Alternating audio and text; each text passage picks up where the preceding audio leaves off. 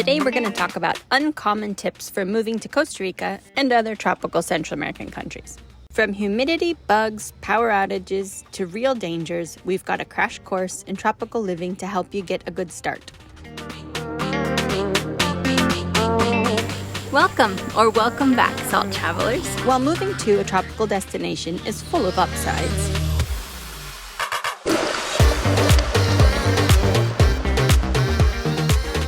there are a few downsides that, while very manageable, will come with the learning curve if you've always lived somewhere more temperate. No! His tail posed to strike, and I bounded out into the yard butt naked. Paradise is ruined. So here are a few steps to get you prepared, so hopefully you won't learn the hard way. Although it's all part of the initiation to life in paradise, I suppose. Humidity. For you, what comes to mind? Frizzy hair, being sweaty. Oh, I'm not worried about humidity. I'll be at the beach all day. Well, your possessions have a message for you. It is rough on electronics, leather, canvas, rubber, metal, paper, cardboard, you name it. And even my shampoo bar has turned moldy. Looks like a science experiment. If you are not moving to an air-conditioned studio apartment where you plan to keep the AC cranked to high and dry all the time, one day you'll go into your closet and you will find that mold is starting to take over. White, black, green. Once it starts, the stain is usually permanent.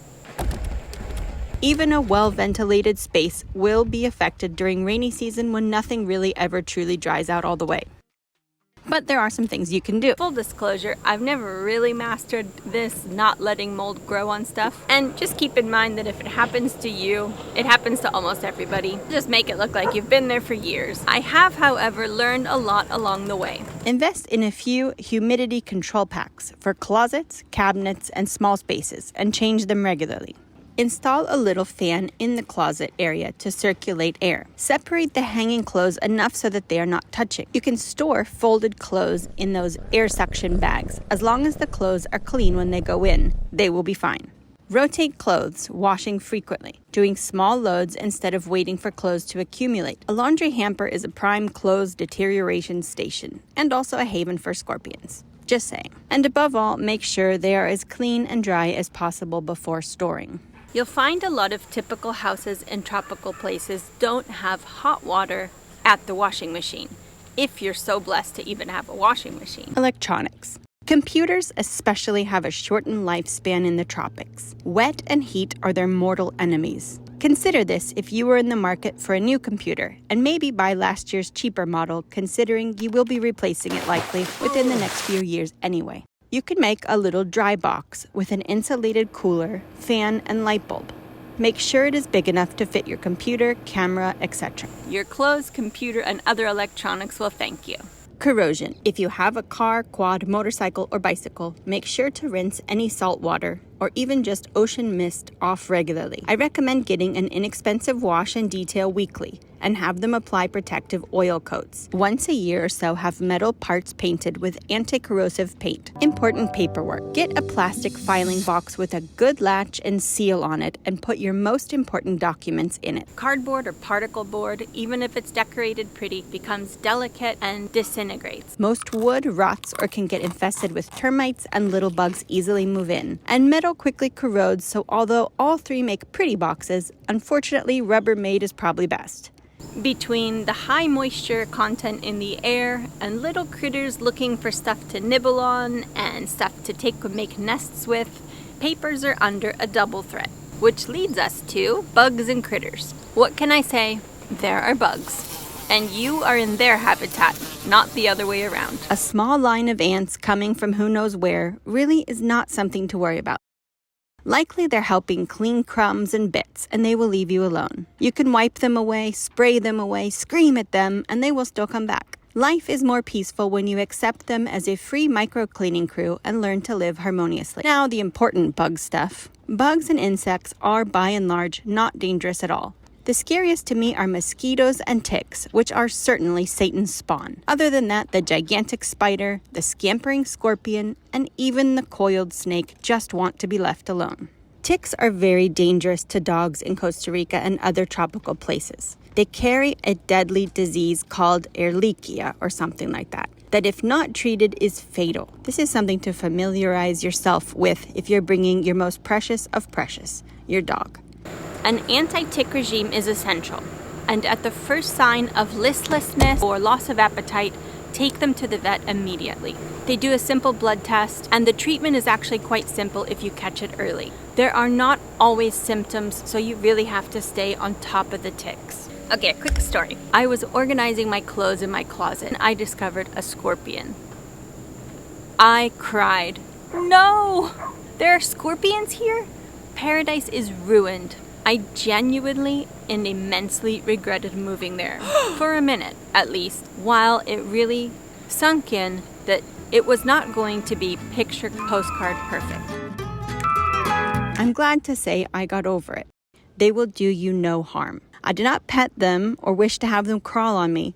But I don't get that lingering like EBGBs you get if I just come in contact with one. This is a good chance to mention too. It's good to try to retrain your instinct. If you think you feel something walking on you, don't do that without looking. Use your eyes first and possibly just blow it off or shake it off, but try not to come in contact, which might provoke a defensive gesture on the part of the poor bug.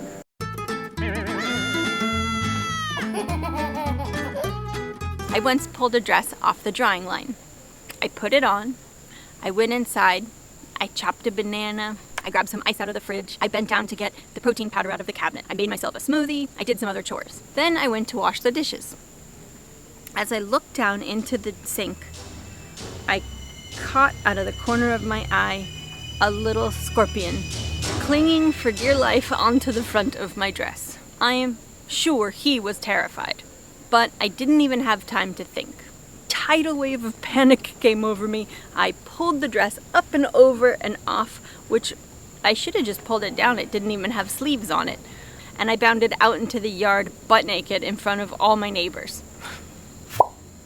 After I composed myself, I went in and I gingerly picked up the dress and shook it out a little, and there he fell out onto the ground, just startled with his tail posed to strike. Wasn't sure what to do. And I honestly thought, that was a close one, buddy. I'm so glad you didn't have to sting me, and I'm so glad I didn't get stung. I took the broom and pan and carefully put him outside in a pile of branches, and he scuttered away, probably very grateful as well. I truly believe in bug karma. You treat them with kindness and you will be protected from pricks in a benevolent karmic bubble of some kind. Other ways to avoid unwanted interactions besides good karma. If you haven't slept in a bed for a few days, check it well before you slide in. Jump on it, shake it out, throw back the covers all the way. Just let everyone who might have thought they found the best new hiding place know that you're back and coming in. On that note, I prefer light-colored sheets and towels. It's easier to see things like scorpions and ticks. Another good habit, if you grab a towel or a blanket out of a closet, give it a shake before you just wrap it around your body. Same goes for pants, shirts, socks, bathing suits, dresses, and bras. Bang your boots and sneakers against a post to wake up any little critters that might be in there taking a nap. If you need to shuffle to the bathroom in the nighttime, use a little flashlight or your phone to help you avoid stepping on something unexpected. And don't let your fear of bugs stop you from coming. Remember, there are black widows and brown recluses even in cold climates. One of the best things I ever did. We purchased a little plug and play power station. It's like a lithium battery that you plug into a couple of solar panels. Ready for any kind of power outage or emergency.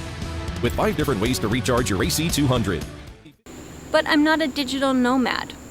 Doesn't matter. Even if you're moving to the jungle to disconnect, when the fans go out at night, you won't be getting any sleep unless you have a fan pushing those blood-sucking mosquitoes away from you. So even if it's just for the 20-some nights the power will go out per year, I guarantee having a fan blowing away buzzing, blood-sucking mosquitoes is worth every penny.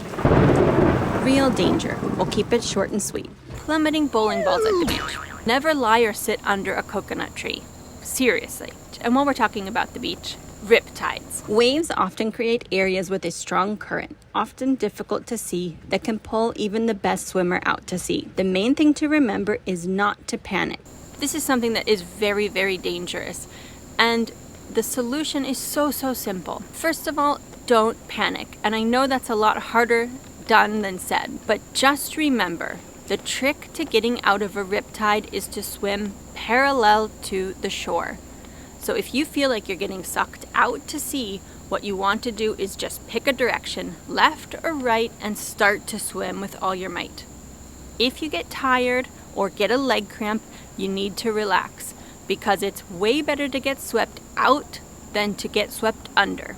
So just float, wait till the cramp goes away, and then resume swimming, but swim left or right, not towards the beach. If you try to swim against the riptide, you'll waste all your energy and it will probably win. I did get stuck in a riptide before. There was this voice in my head saying, you're probably swimming right towards the center of it. You're probably swimming right toward the strongest part. But I knew that I just had to pick away and go. And it was truly, truly scary. But I got out of it, and I just want everyone to know that it's really simple if you don't panic. We'll end on a lighter note. Mangoes. I bet you're going to be so excited when you get to your new place and you have a mango tree in your yard. Just keep in mind that the white milky substance that comes when you break the branch or you take the mango off the tree is poisonous, and it will leave you with red welts wherever it touches you. So once you pick all your fresh mangoes, be careful of that white milky substance and take them in and give them a wash. I hope that with this knowledge and then all the other great knowledge out there about theft and medical care and residency that everybody else shares, you're gonna have an easy breezy time moving to paradise.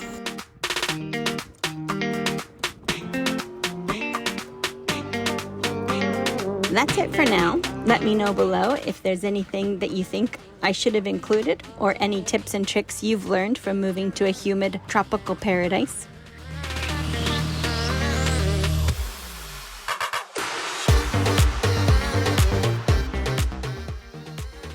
Thank you so much for being here. Take a quick moment to remind you that if you like this content, it's free to hit the subscribe button, and it makes a huge difference. We put a lot of effort into these, we enjoy doing it, and you can support what we're doing just by simply clicking the like button and the subscribe button. It's so easy.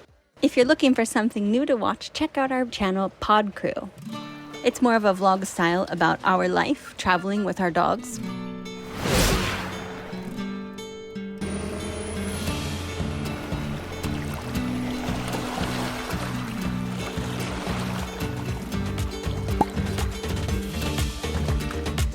We've got merchandise and helpful articles over at salttravelco.com. Happy travels!